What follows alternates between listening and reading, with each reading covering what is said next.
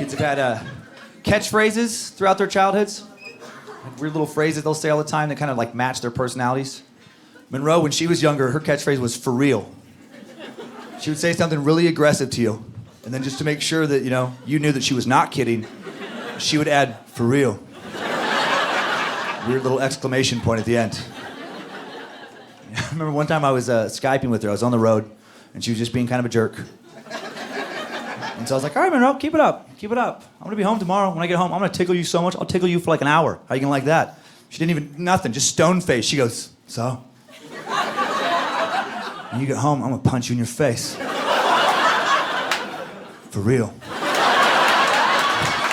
Who are you for real? Kyler's catchphrase was, hear this. He would open a sentence for like 2 years all the time with, hear this. That's a weird way to kick off a statement. You better have something important to say to me if that's how you're opening it. Never important. You'd be having a regular conversation with somebody else. Weird little dude would just walk in out of nowhere, just, hear this. Tiny people can't eat tiny ants. And then he would walk away. Like he had told you something very important. Thank you, strange prophet. I will share your message with the elders. We will bring rain to the crops. Sometimes he'd really think about what he was saying before he would say it, which made it even funnier to me. Like he put thought into this nonsense. I remember one time he was really like thinking, then he goes, hear this. I hope when I'm older I can still be tiny. That way I can still crawl through logs. What? There's so many things wrong with that statement. You have really overestimated the importance of log crawling as an adult. I knew what he was talking about. We'd go to this park and it had a hollowed out log, like a fake log, and he liked to like run through it. But I'm like, no adult has ever been looking at that being like, man, I wish I was teeny tiny. So I could run through that one time. I never did it, but I thought when he's going through that phase, I thought it'd be funny to like shave his head, give him a little monk robe, maybe like a little wooden staff. Invite some people over I just met that don't know I have kids, and just have him like hide in the bedroom until about half an hour into the conversation. Imagine you're at somebody's house just having a regular conversation, just weird little monk pops out of the shadows. Hear this, tiny people can't eat tiny ants in the dwarf logs. What? Have Monroe and another row pop out right behind him. For real.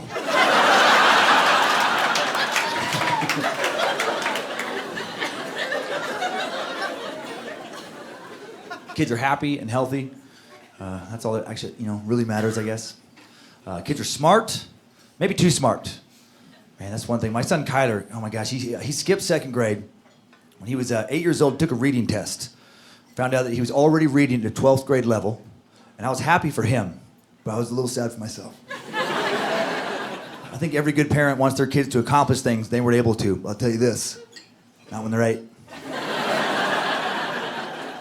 Too young. What I don't like about it is I don't know for sure that I read at 12th grade level. I strongly assume I do, but I don't know because I've never been tested. No one ever cared to test me. Now I'll never get tested because my ego could not handle getting a lower score than him. I would be crushed if I took that test tomorrow and got like a 9. Probably panic, take drastic measures, paint his room with as much lead as I could get my hands on. Make sure he eats off aluminum for the rest of his childhood. Dad, why does this fish taste like mercury? Because I gotta narrow the gap. You'll stop getting mercury fish when you stop knowing that it tastes like mercury.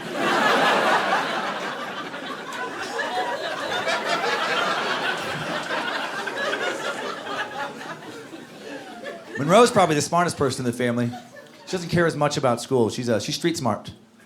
She's in 6th grade right now. She could drop out tomorrow. She'd probably be fine. She just gets life. When she was probably 5 or 6, she wanted to be a comic. That's what she said. And at first, I didn't think she had any idea what she was talking about. I thought that was a word that she heard associated with me, and she just saying that because that's what her dad does. And I was like, there's no way a little kid brain could begin to process the complexity and artistry and wordistry that goes into this. I was like, why do you want to be a comic? Without missing a beat, she goes, I want to make fun of people and not get in trouble.